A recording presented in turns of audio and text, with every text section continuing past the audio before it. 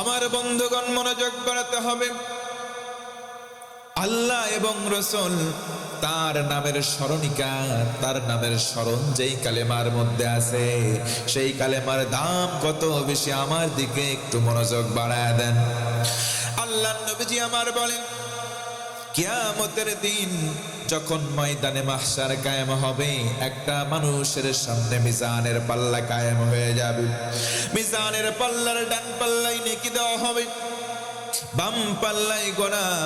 একটা বান্দাকে ডাকার পর বাম পাল্লার মধ্যে ৯৯টা গুনাহের খাতা দেওয়া হবে, ডান পাল্লার মধ্যে কোনো খাতা নাই, কোনো সওয়াব নাই।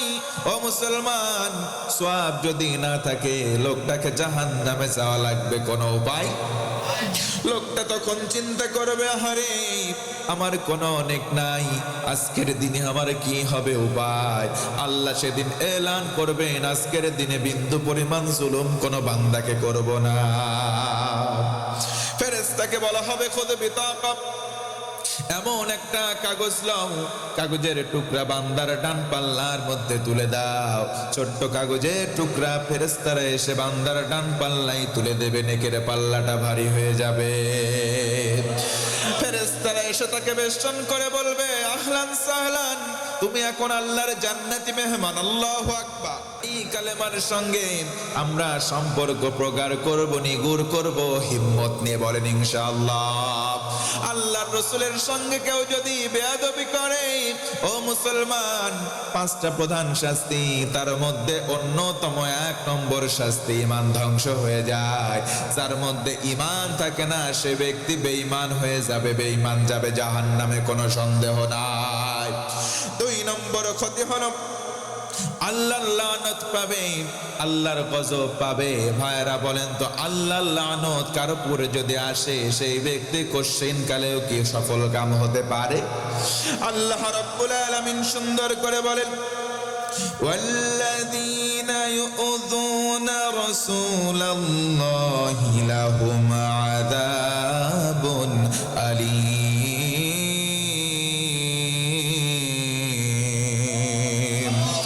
যারা রাসূলকে কষ্ট দেয়, যারা রাসূলকে বাজে ভাষায় কথা বলে, তাদের জন্য যন্ত্রণাদায়ক শাস্তি।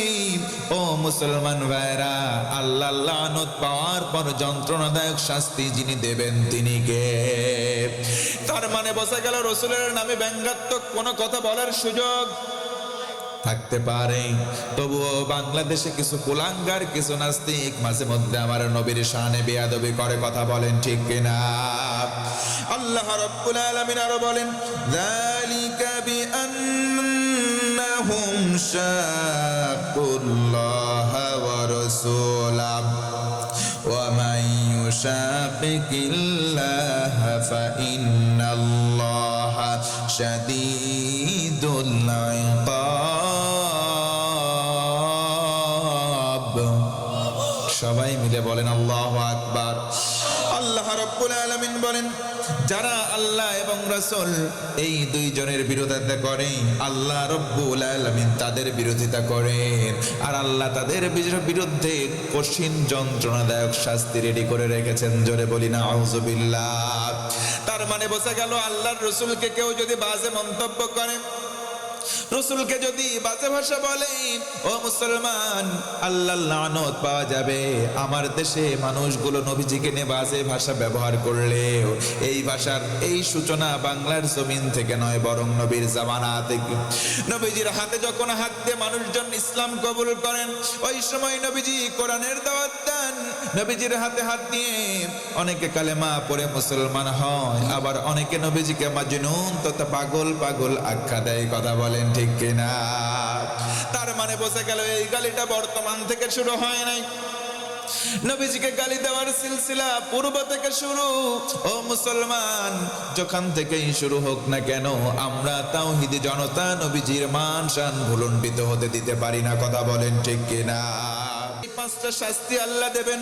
3 নম্বর হলো কেউ যদি রাসূলকে বেয়াদবিমূলক শব্দ চয়ন করে আল্লাহ রাব্বুল আলামিন দুনিয়াতেই তাকে অপমান করবেন, বলি নাউযুবিল্লাহ। ও মুসলমান, একটু লক্ষ্য করে দেখেন, বাংলার জমিন সহ আশেপাশের দেশে যারা নবীর শানে বেয়াদবি করে তাদের শেষ পরিণতি দুনিয়ার থেকে লাঞ্ছনা নিয়ে বিদায় হওয়া লাগে। কথা বলেন ঠিক কিনা? আল্লাহ রাব্বুল আলামিন বলেন, ইন্নাল্লাযীনা ইউহাদ্দুনাল্লাহা ওয়া রাসূলাহু উলাইকা ফিল আযাল্লিন।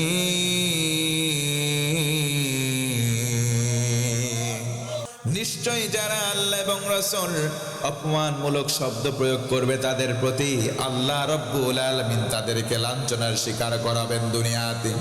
ও আমার মুসলমান বন্ধুরে আমার, বলেন তো দেখি, দুনিয়ার জীবনে মানুষ মুসলমান হওয়ার পরেও মাঝে মধ্যে অপমান হয় কি হয় না?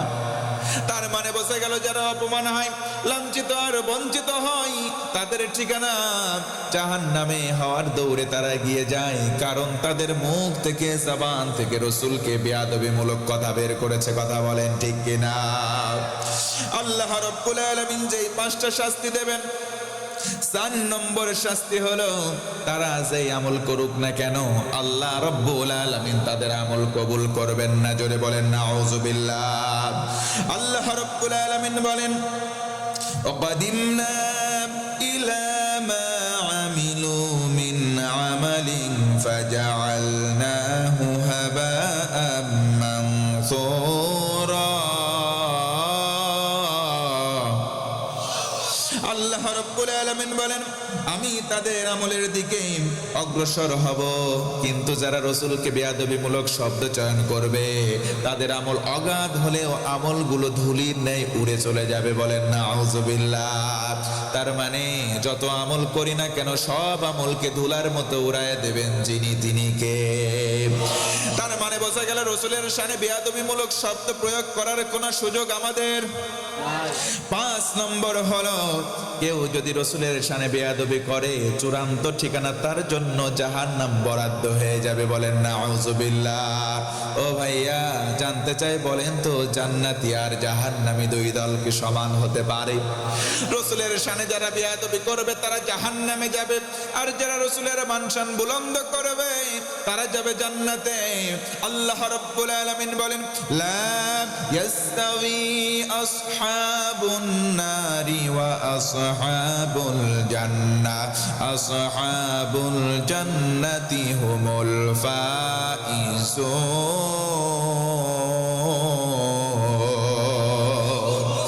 তার মানে বোঝা গেল ভাইরা আমার, আল্লাহ বলেন জান্নাতি জাহান্নামী 2টা দল। জান্নাতি মানুষগুলো জান্নাতে চলে যাবে, জাহান্নামীরা জাহান্নামে চলে যাবে। জান্নাতি হবে তারা, সফল কাম হবে যারা, বলি সুবহানাল্লাহ। তার মানে বোঝা গেল মুসলমান বন্ধুগণ আমার, আল্লাহ রাসূলের শানে কোনো বেয়াদবি নাই। রাসূলকে ভালোবাসার দরকার আছে না নাই? আমরা সবাই রাসূলকে ভালোবাসবো, রাসূলের মহব্বত কলিজায় লালন করব, ধারণ করব। তাহলে আমাদের দুনিয়াতে কেমন উপকার আছে একটু জানার দরকার। জোরে বলি আছে না নাই?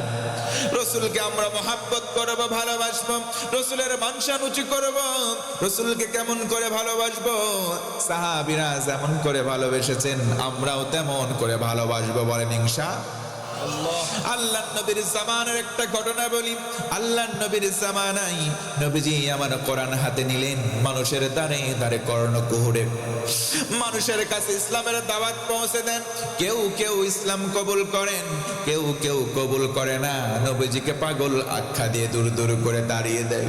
একাকী নবীজি বসে আছেন, নবীজির মন খারাপ হয়, আল্লাহর কাছে অভিযোগ। আল্লাহ সান্ত্বনা দিয়ে শোনালেন, রাসূল আপনার মন আপনি খারাপ করবেন না। তাহা মা আনজালনা আলাইকাল কুরআনা লিতা তাশকা। রাসূল আপনার মন আপনি খারাপ করবেন না, কারণ এই কোরআন আমি এই জন্য নাজিল করি নাই আপনার ভাগ্য নষ্ট হবে না, বরং কোরআন দিলাম আপনার ভাগ্য সুমহান বানাবো, সুপ্রসন্ন হয়ে যাবে। বলি সুবহানাল্লাহ। আল্লাহর রাসূলের দাওয়াতি মিশন ভীষণ বন্ধ হয় না। নবীজি কোরআনের দাওয়াত দেন, দূর থেকে মানুষ আসে ওই যে কাবা তাওয়াফ করবার জন্য। তৎকালীন তাদের নিয়ম অনুযায়ী কাবা চত্বরে বিদেশ থেকে মেহমান আসা শুরু করলো। কাফের কুফাররা দল গঠন করলো, মোড়ে মোড়ে বসে যাই, বলে আমাদের এলাকায় একটা পাগল আছে, নাম তার মুহাম্মদ, তার কাছে তোমরা যাবে না। সে কি তেলাওয়াত করে, কি বলে, তোমরা সেগুলো শুনবা না। বলি না আউযুবিল্লাহ। দূর দূরান্ত থেকে লোকজন যখন চলে আসা শুরু করলো, সিদ্ধান্ত নিল কি বলে, আহারে পাগল, পাগল যদি হবে আমাদের বলার কি দরকার। তাদের ভিতরে টেন্ডেন্সি পয়দা হলো, পাগল না দেখে আমরা দেশে ফিরে যাব না। সুবহানাল্লাহ। পাগলের কাছে যাব কিন্তু পাগল কি বলে সেটা শুনবো না। কানের মধ্যে আঙুল দেয়, দূর থেকে নবীজিকে দেখতে যায়। দ্বিপ্রহরের সময় বালিকাময় প্রস্তর খণ্ডে বসে নবীজি গুনগুন করে কোরআন তেলাওয়াত করেন। নবীজি কোরআন তেলাওয়াত করেন, তাদের কানের ভেতরে আঙ্গুল দেওয়া।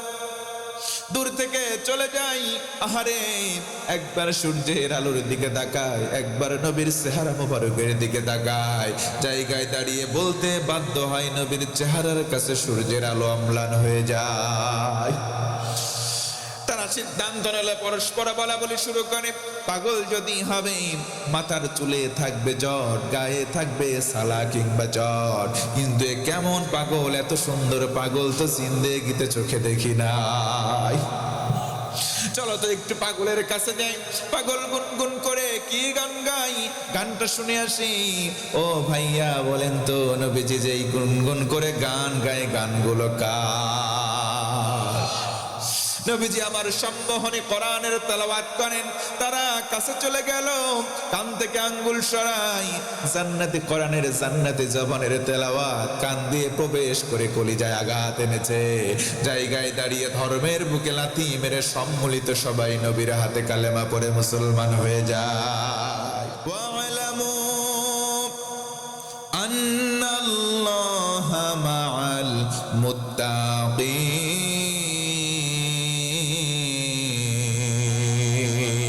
আল্লাহ বলেন, আমি আল্লাহর এলান, আমি আল্লাহর ঘোষণা হলো, দুনিয়াতে যার কেউ নাই, দুনিয়াতে যার কেউ নাই, কলিজায় ভয় আছে আল্লাহর। আল্লাহ বলেন, আমি আল্লাহ তার সঙ্গী হয়ে যাব। জোরে বলুন সুবহানাল্লাহ। এই জন্য কলিজার মধ্যে আল্লাহর ভয় লালন করার দরকার আছে না নাই? আল্লাহর নবীজি একদিন বসে আছেন, একজন সাহাবী পেছন দিক থেকে আসলেন, নবীজির কাছে আদবের সঙ্গে বসে পড়লেন, ডেকে বলেন, মাতা সাআতু ইয়া রাসূলুল্লাহ, ওগো নবীজি কিয়ামত কবে হবে আমি জানতে চাই। নবীজি বলেন, মা ইস্তাদাত লাহা, কিয়ামতের জন্য তোমার পুঁজি কেমন, কিয়ামতের জন্য কি আমল বোঝাই করেছো আগে আমার কাছে বলো। কিয়ামত সহজ নাকি কঠিন ভাইরা বলেন? কেমন কঠিন কিয়ামত?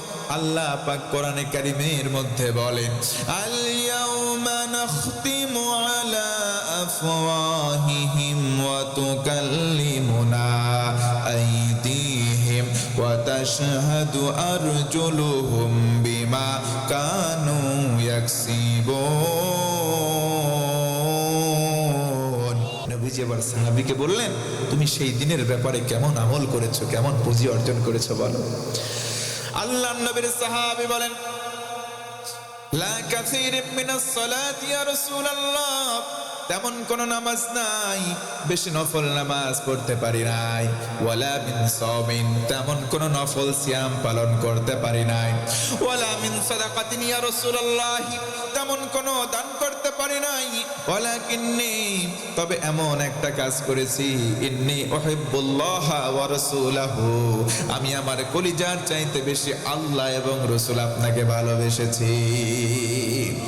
রাসূল বললেন, আর কোনো টেনশন নাই, আর কোনো ভয় নাই। দুনিয়াতে যার সাথে যার মোহাব্বত, তার সাথে তার কিয়ামত।